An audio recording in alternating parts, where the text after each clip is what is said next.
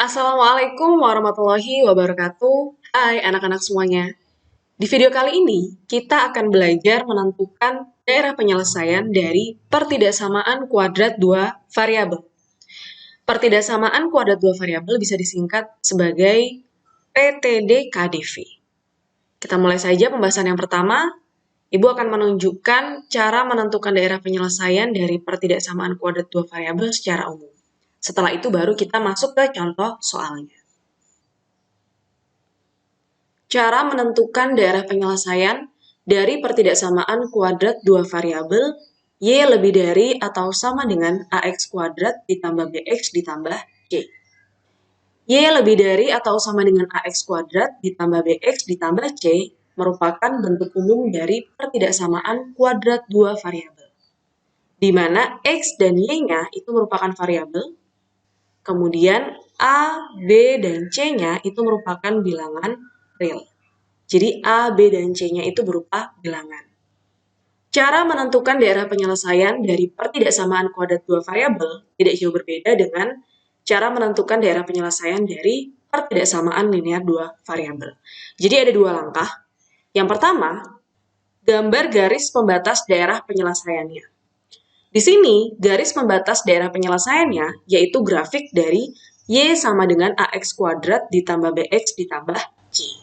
Ini merupakan pertidaksamaan ketika nilainya kita ubah menjadi sama dengan. Y sama dengan AX kuadrat ditambah BX ditambah C ini merupakan bentuk umum dari persamaan kuadrat dua variabel.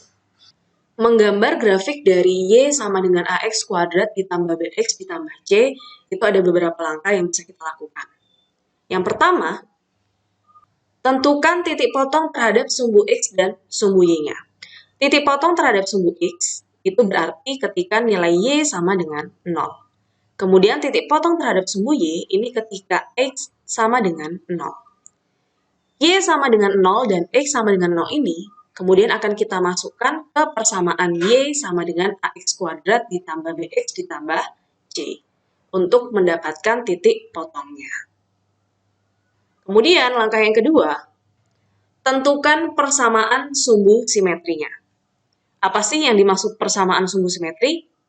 Pertama, grafik dari Y sama dengan AX kuadrat ditambah BX ditambah C, bentuknya berupa parabola seperti ini. Ini contoh parabola yang terbuka ke atas, kemudian grafiknya juga bisa berupa parabola yang terbuka ke bawah. Maka garis pembatas daerah penyelesaiannya pasti juga berbentuk parabola seperti ini. Nah, yang dimaksud sumbu simetri itu yang mana sih?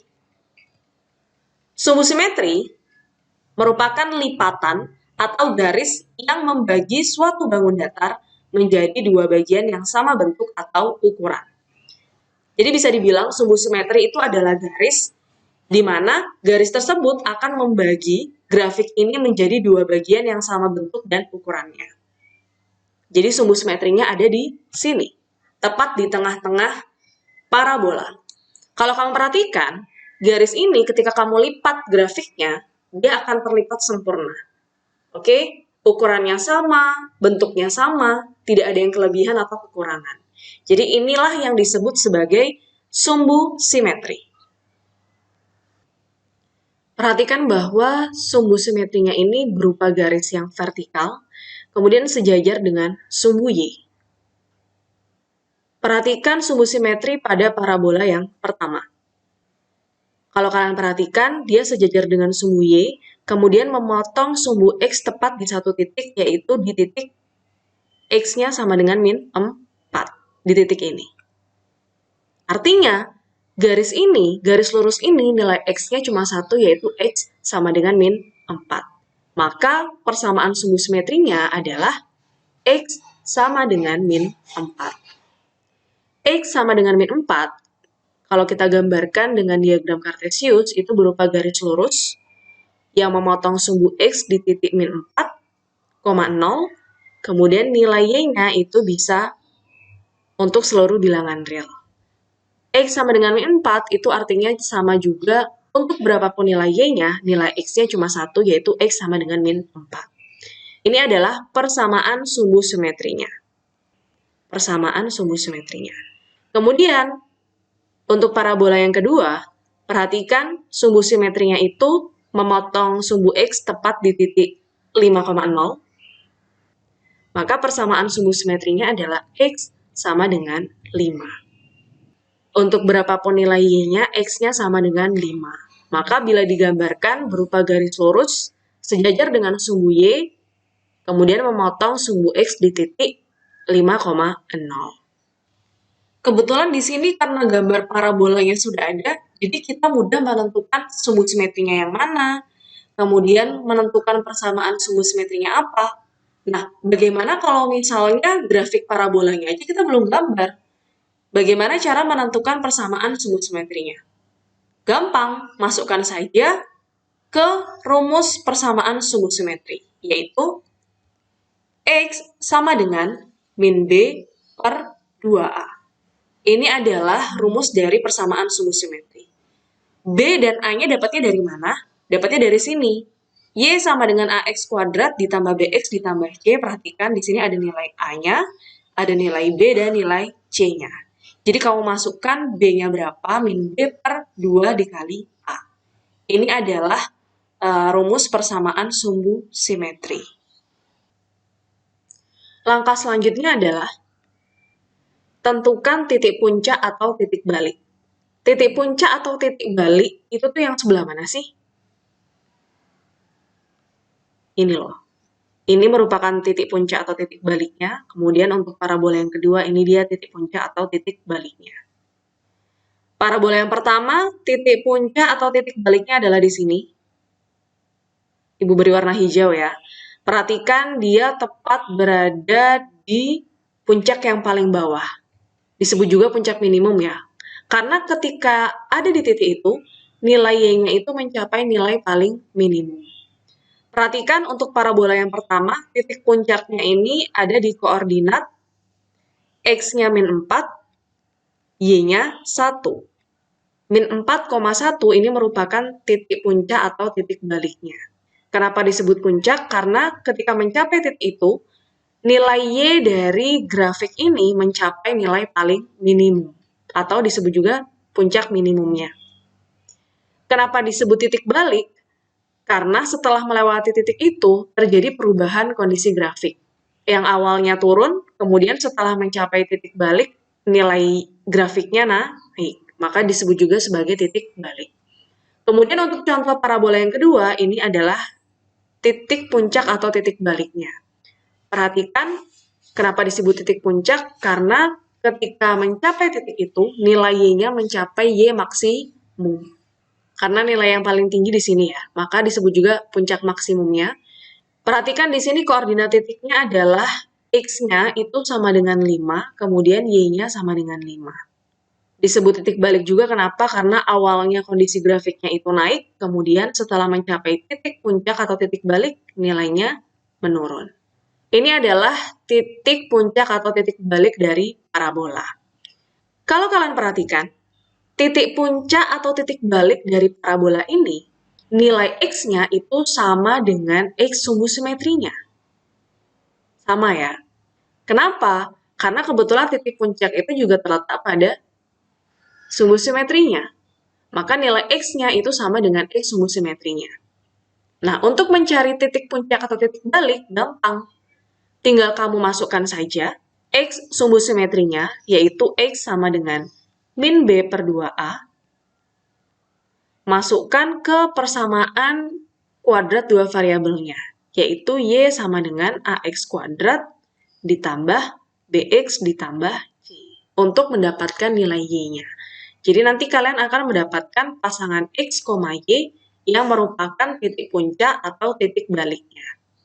Oke? Selanjutnya, langkah yang keempat, yaitu tentukan titik bantu. Maksudnya gimana? Maksudnya adalah, biar gambar grafiknya itu lebih akurat, setelah kalian menentukan titik potong terhadap sumbu X dan sumbu Y, kemudian sumbu simetri, dan titik puncak atau titik baliknya, bisa ditambahkan beberapa titik bantu untuk membantu menggambar grafiknya. Oke, selanjutnya apabila kita sudah menggambar garis pembatas daerah penyelesaiannya, maka kita tinggal melanjutkan ke langkah yang kedua, yaitu uji titik untuk menentukan daerah penyelesaian.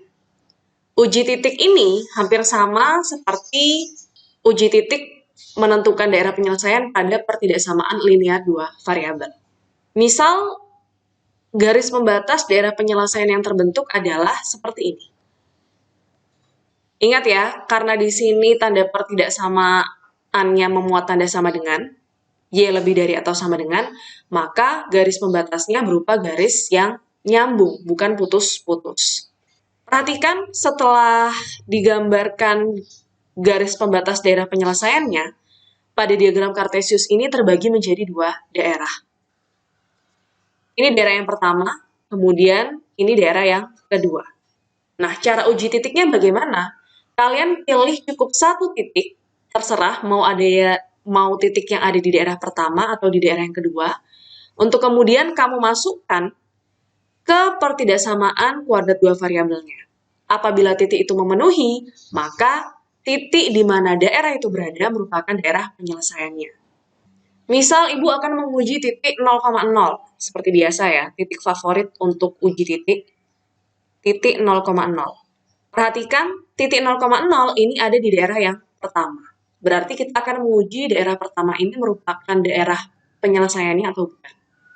Jadi masukkan titik 0,0 yang kamu pilih ke pertidaksamaan Y lebih dari atau sama dengan AX kuadrat ditambah BX ditambah Y. Misalnya titik 0,0 ini ternyata memenuhi pertidaksamaan. Maka daerah penyelesaiannya adalah daerah yang pertama. Ini adalah daerah penyelesaiannya. Kalian bisa menulis DP pada daerah penyelesaiannya atau kalian arsir seperti ini. Oke, sudah selesai. Ini adalah cara menentukan daerah penyelesaian dari pertidaksamaan kuadrat dua variabel. Mungkin kalian susah membayangkan ya, karena di sini belum masuk ke contoh soalnya. Oleh karena itu, biar kalian lebih paham, kita akan langsung ke contoh soalnya. Ini adalah contoh soalnya. Tentukan daerah penyelesaian dari Y lebih dari min X kuadrat ditambah 2X ditambah 3. Perhatikan ada dua langkah ya. Yang pertama, gambar garis pembatas daerah penyelesaiannya dulu.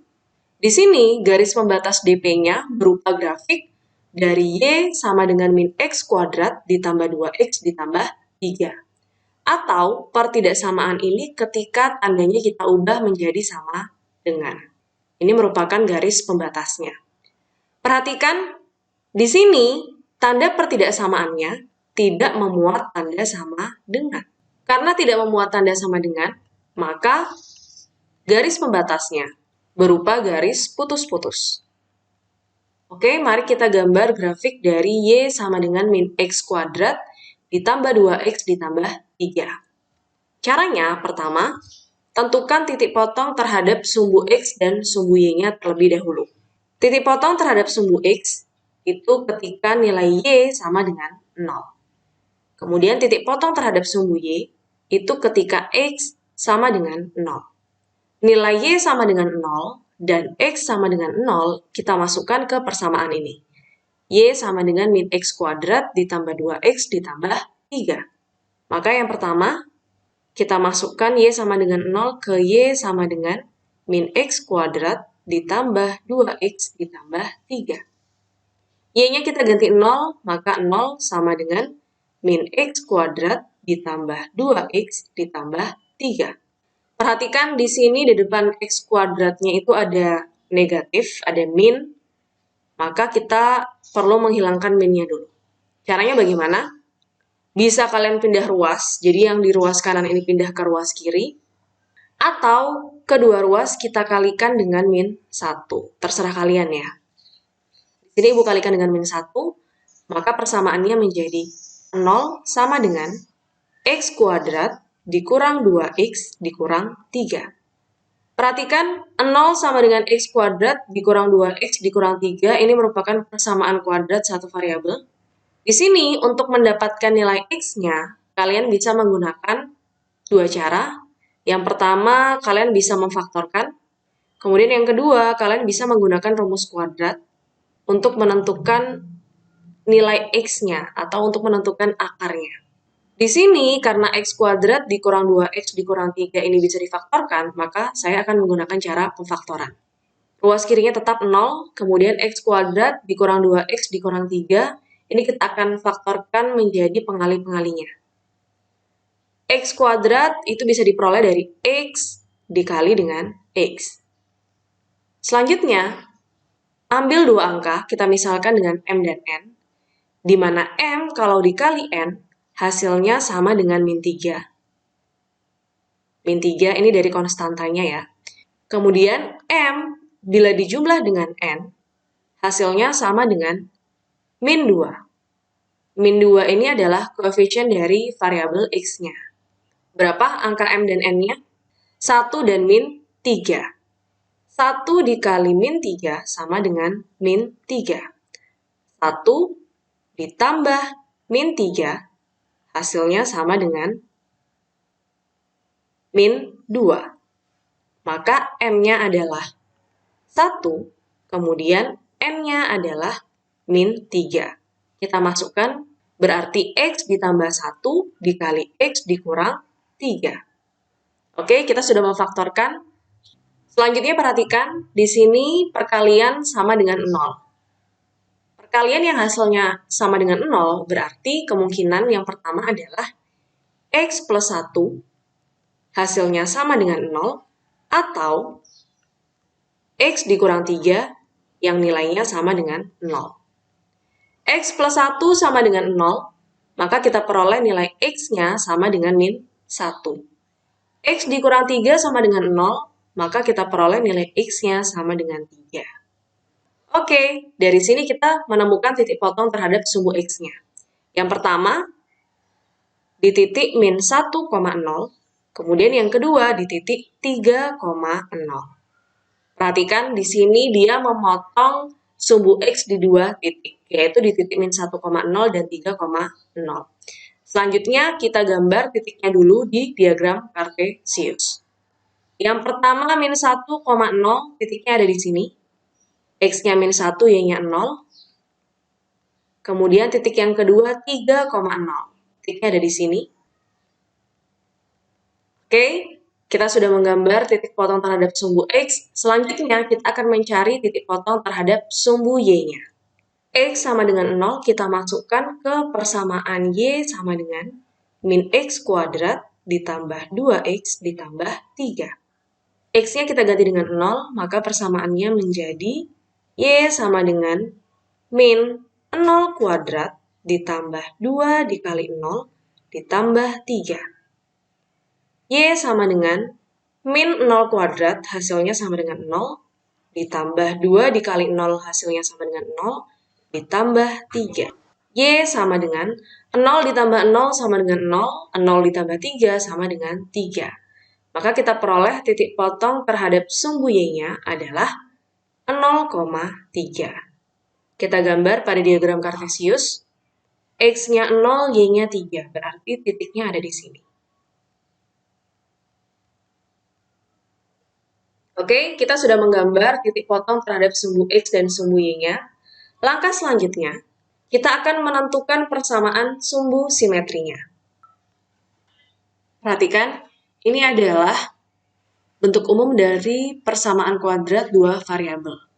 Y sama dengan AX kuadrat ditambah BX ditambah C. Bisa dilihat bahwa A itu merupakan koefisien dari variabel X kuadrat. Maka dari persamaan ini nilai A-nya adalah min 1. Kemudian B merupakan koefisien dari variabel X-nya.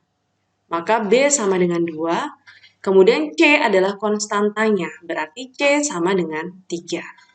Selanjutnya, A sama dengan min 1 dan B sama dengan 2. Kita masukkan ke rumus dari persamaan sumbu simetri, yaitu X sama dengan min B per 2A. B-nya kita ganti dengan 2, berarti min 2 per 2 dikali A-nya adalah min 1. Sama dengan min 2 per 2 dikali min 1 sama dengan min 2. Min 2 per min 2 hasilnya sama dengan 1. Maka persamaan sumbu simetrinya adalah X sama dengan 1.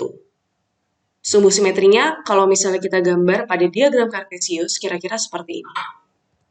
Perhatikan, tepat di X sama dengan 1 berupa garis vertikal lurus yang sejajar dengan sumbu Y.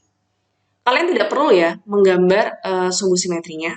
Di sini Ibu gambarkan agar kalian bisa membayangkan.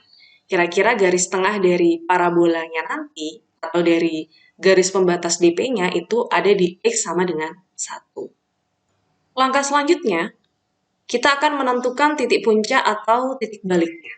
Ingat ya, titik puncak atau titik baliknya itu nilai X-nya sama dengan X sumbu simetrinya.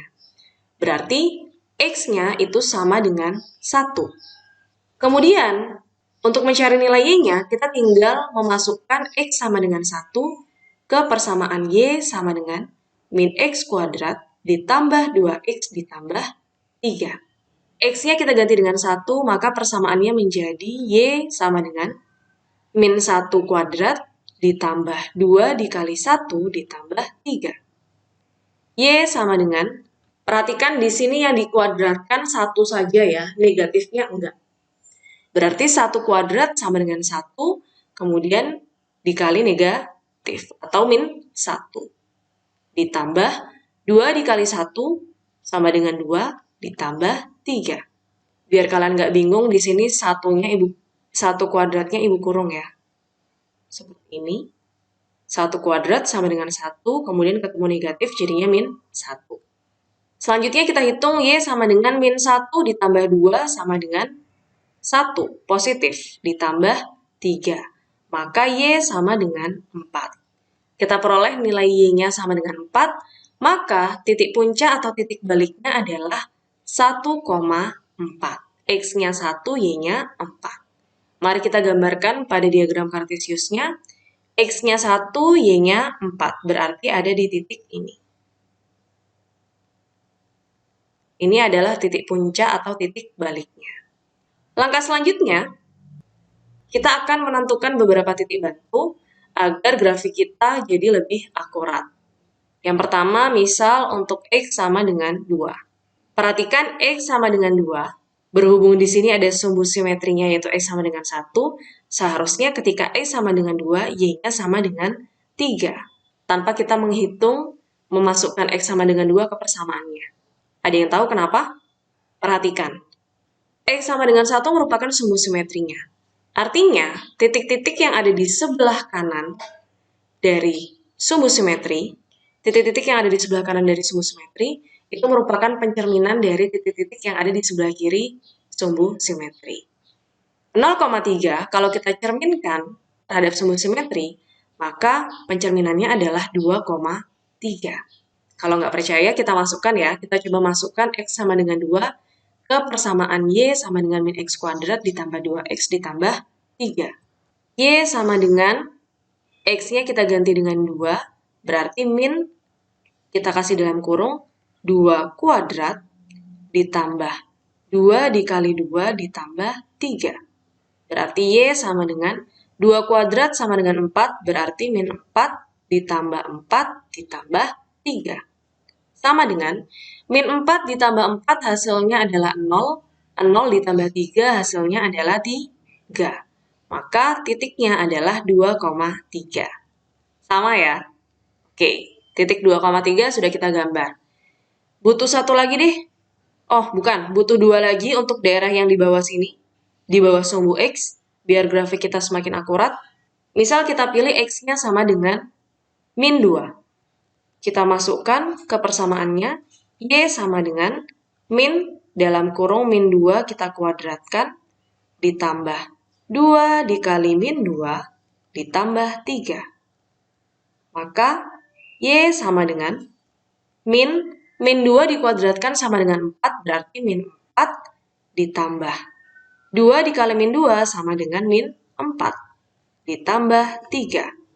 Sama dengan min 4 ditambah min 4 berarti min 4 dikurang 4 ditambah 3. Sama dengan min 4 dikurang 4 hasilnya adalah min 8. min 8 ditambah 3 sama dengan min 5. Berarti titiknya adalah min 2, min 5. Oke, kita gambarkan pada diagram kartesius. X-nya min 2, Y-nya min 5. Titiknya ada di sini. Koordinatnya adalah min 2, min 5. Titik min 2, min 5, mari kita cerminkan terhadap sumbu simetrinya. Untuk menentukan titik di sebelah kanan sumbu simetri, maka pencerminannya ada di sini. 1, 2, 3. Berarti 1, 2, 3 ada di sini.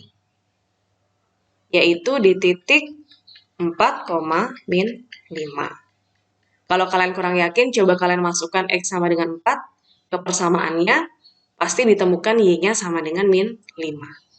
Oke, langkah selanjutnya kita tinggal menghubungkan titik-titik yang sudah kita gambar pada diagram kartesius ini dengan garis putus-putus. Seperti ini. Oke, perhatikan ya. Kita sudah menggambar garis pembatas DP-nya, jangan lupa garis pembatasnya putus-putus. Langkah selanjutnya, yaitu langkah kedua, kita akan melakukan uji titik untuk menentukan daerah penyelesaiannya. Uji titik untuk menentukan daerah penyelesaian. Perhatikan bahwa setelah kita gambar garis pembatasnya, maka terbentuk dua daerah. Ini daerah yang pertama, kemudian ini daerah yang kedua. Pilih cukup satu titik saja untuk diuji. Di sini saya memilih titik 0,0. Titiknya ada di sini. Perhatikan titik 0,0 itu ada di daerah yang kedua. Berarti kita akan menguji apakah daerah kedua ini merupakan daerah penyelesaiannya atau bukan. Masukkan titik 0,0 ke pertidaksamaan Y lebih dari min X kuadrat ditambah 2X ditambah 3.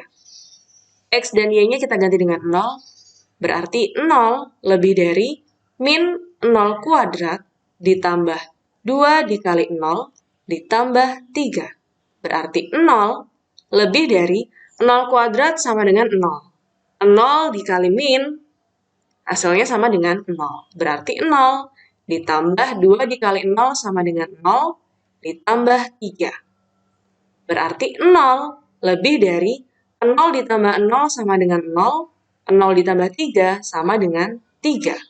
Berarti 0 lebih dari 3. Apakah 0 lebih dari 3? Salah.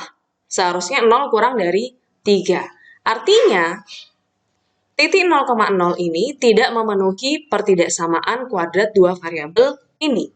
Maka daerah kedua bukan daerah penyelesaiannya. Daerah penyelesaiannya adalah daerah yang pertama. Kita tulis DP, atau kalian juga bisa mengarsirnya seperti ini. Oke, contoh soal ini kita sudah selesai. Kita sudah menemukan daerah penyelesaiannya. Maka cukup sekian materi kita di video kali ini. Terima kasih sudah menyaksikan video ini. Sampai jumpa di video selanjutnya. Wassalamualaikum warahmatullahi wabarakatuh.